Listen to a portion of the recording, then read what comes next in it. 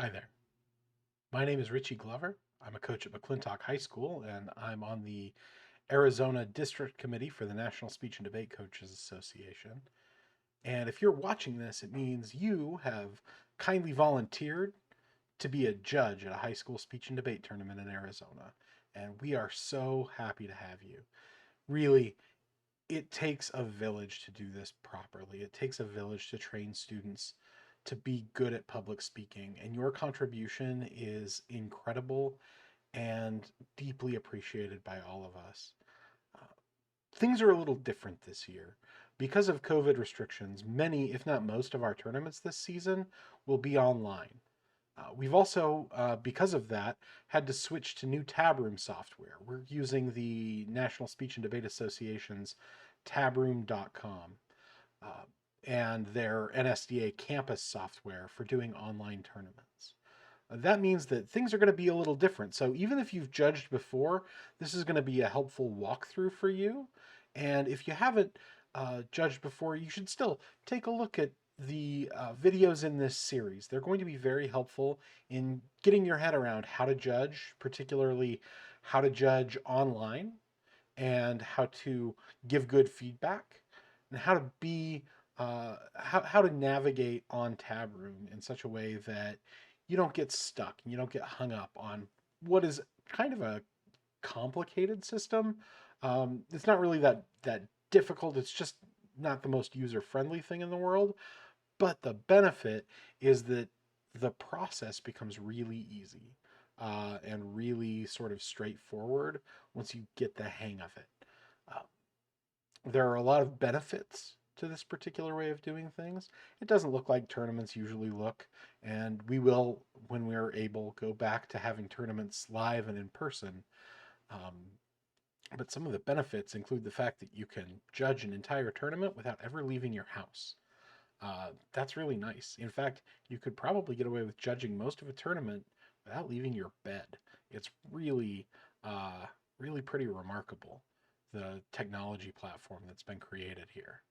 And even when we go back to doing things in person, tabroom.com and online balloting will be here to stay. So I want to give you an intro to online balloting and virtual tournaments. I want to give you an intro to just how to be a good, responsible judge that provides the kind of feedback that is valuable for students and coaches.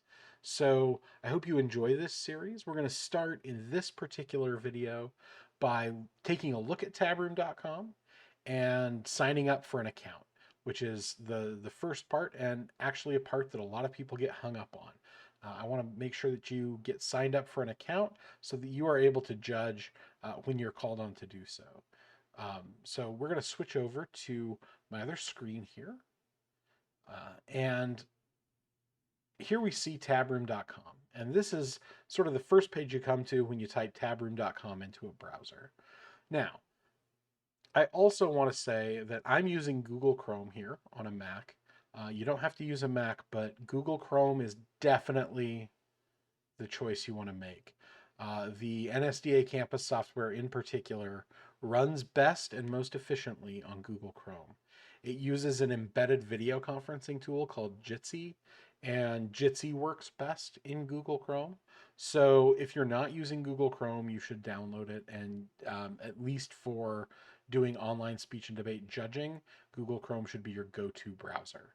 Um, it makes a difference in the way that the technology is handled, and you will have fewer problems if you are using Chrome as your browser. Um, it's not to say that other browsers aren't great. I often use Firefox as a browser, but it's just not as useful for this particular purpose. In this case, Google Chrome is the way to go. So once you've opened tabroom.com in Google Chrome, you're going to come up here to the top of the first page here. Let's go over the first page. This shows all kinds of upcoming tournaments that can be registered for, where they are, and you see that there are tons and tons of folks doing this very same thing. Um, they're all over the country, and that's actually one of the nice things about this particular online tournament format is that effectively our students can go compete all across the country on any given weekend without any need to buy plane tickets or hotel rooms or spend the extraordinary amount of money to do so. It's just a matter of covering entry fees and judges. So on one weekend, students may be competing at multiple different tournaments because of the two different modes of of tournament style that we have. For speech events in particular, we can do them synchronously and use the NSDA campus and Jitsi, or we can do them asynchronously, where students submit a video recording of their performance that judges then get a list of videos to judge, and that's how they judge the round.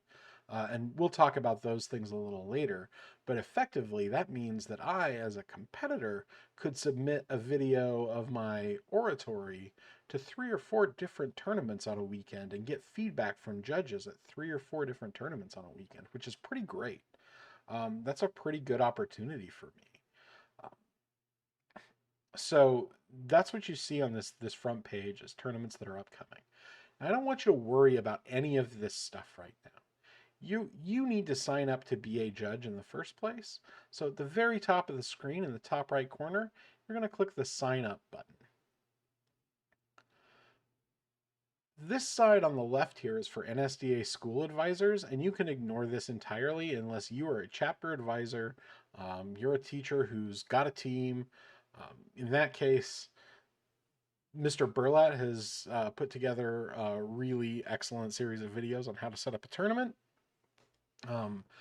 There are some great training videos on how to set up and manage a team within Tabroom from the National Speech and Debate Association, but you are a judge. And as a judge, you need to sign up for a new Tabroom account. So you're going to use this non-NSDA members. Even if you were an NSDA competitor, you're still going to use this because you're not an NSDA head coach and you need to create a new Tabroom account.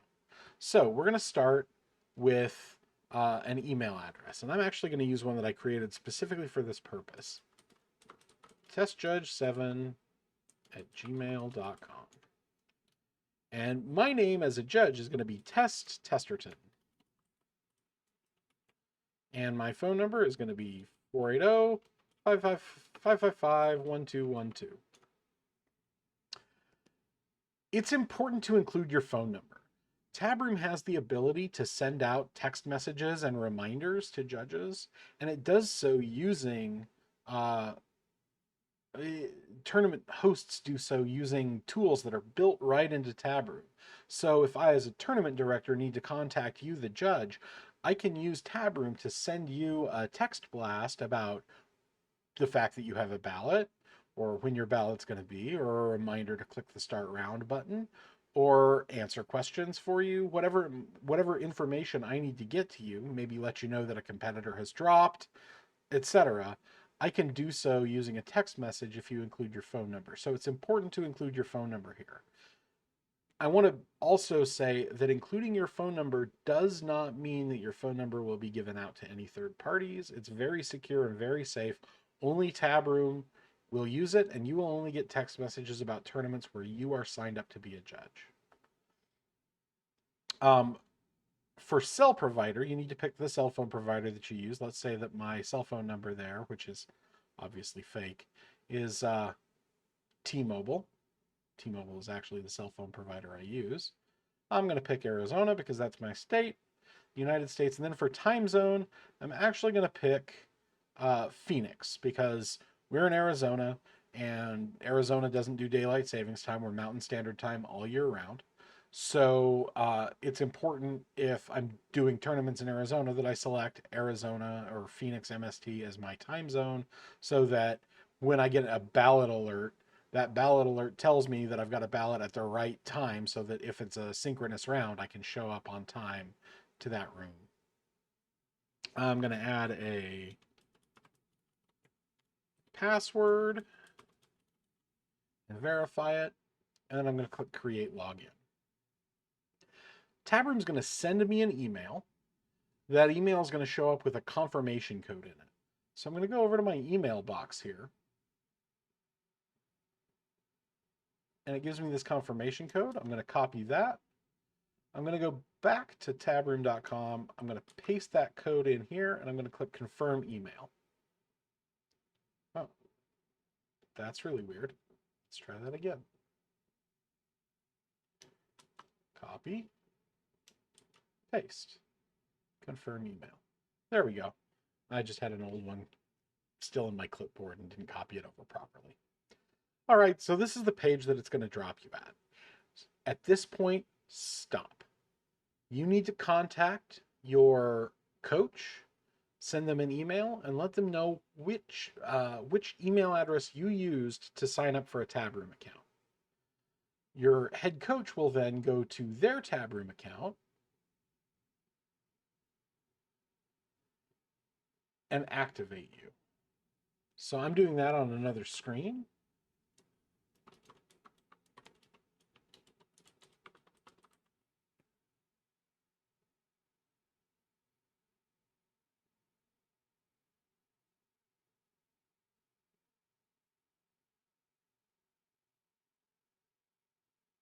And I'm all set.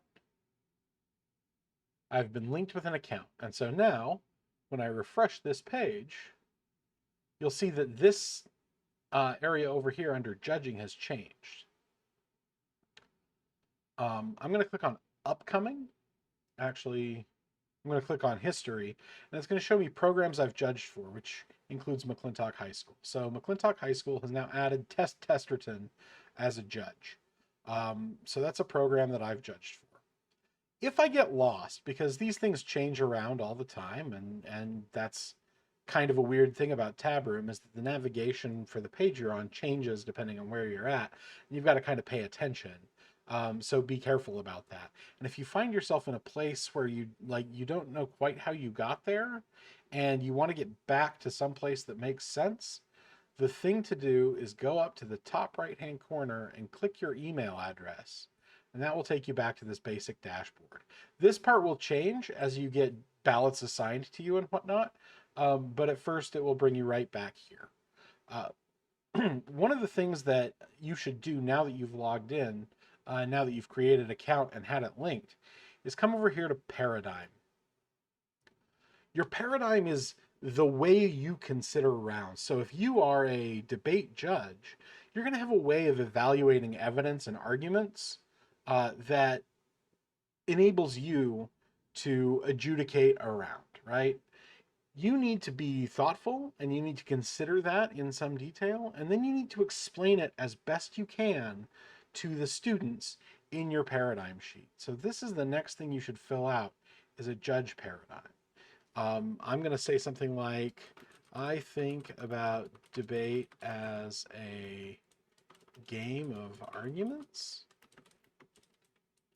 and whoever wins the most individual arguments wins the round. That's the way I think about debate. I have some experience as a judge in LD and PF.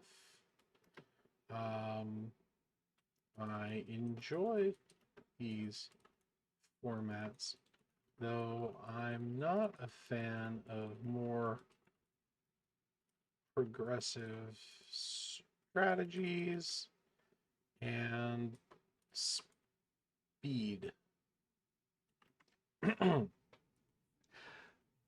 This kind of information is going to be useful to debaters because they can see your paradigm.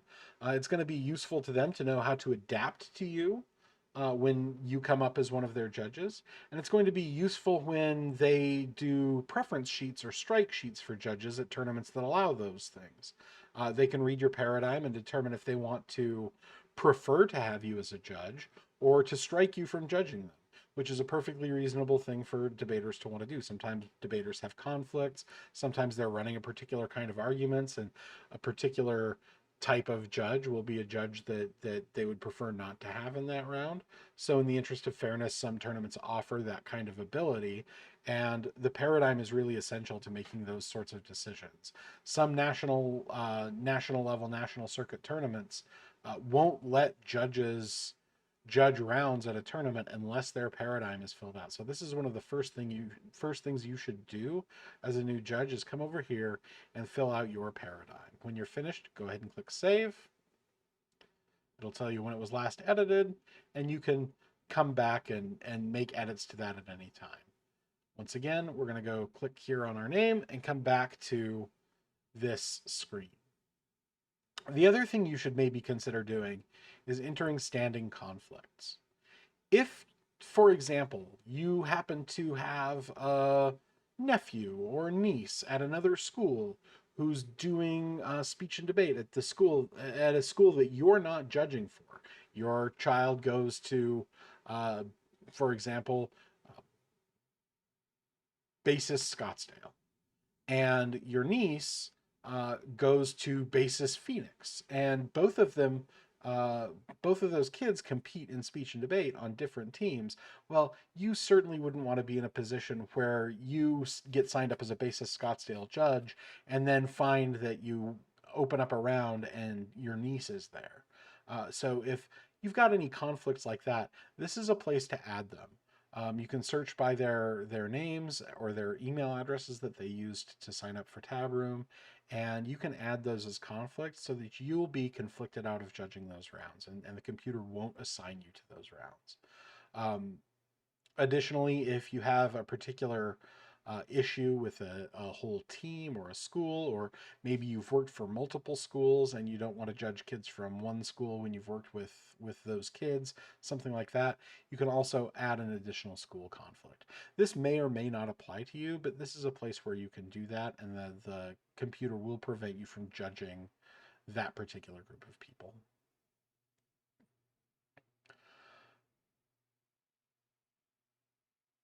That pretty much sums up the basics of setting up a Tabroom account. The real key thing to remember here is that once you've signed up, once you've filled out the form and signed up and verified your account, the next thing you need to do is send an email to the coach with the email address that you used to sign up for your Tabroom account so that the coach can verify you and add you to their coach roster. Um, it's That's the easiest possible way to do it. Don't worry about any of these things. Don't worry about the link your account button here is awkward, and that's if the school has already created an account for you, etc. So don't worry about that right now. What you should be considering and concerned with is signing up for an account and sending an email to the coach so that you can be added to their judge roster, and the coach can take care of that on their end. Once you're added, you should come up and fill out a paradigm if you're going to be a debate judge, particularly, um, and edit any standing conflicts you might have with close relations or close friends who might compete on a different team who you would rather not be responsible for judging. Because of whatever reason might cause some degree of unfairness or partiality in your judging that would be bad for the students and bad for the competition. The other thing you can do here as a judge is offer hired judging rounds. And when you click this button, your school doesn't necessarily have to go to a competition for you to judge. If you just are bored one weekend and want to judge some rounds, you can come to offer hired judging rounds, and there are all these tournaments that are hiring judges. Um, and so you can offer your services to any of these uh, tournaments that are available here, and they'll be happy to have your help, and they may even offer you some stipend for doing so. Some amount of money per round is pretty common, things like that. So you can actually offer rounds to tournaments that your team or your school are not competing at. So that's kind of a nice feature as well. And again, if you ever get lost or get stuck, just come here and click on your name, and it'll take you back to your individual dashboard. With that, I'm going to set up Testerton as a judge at a tournament so that you can see the difference between synchronous and asynchronous ballots, and so that you can get an idea of how to give good feedback and the way that online balloting works. Thanks, and I will see you in the next video.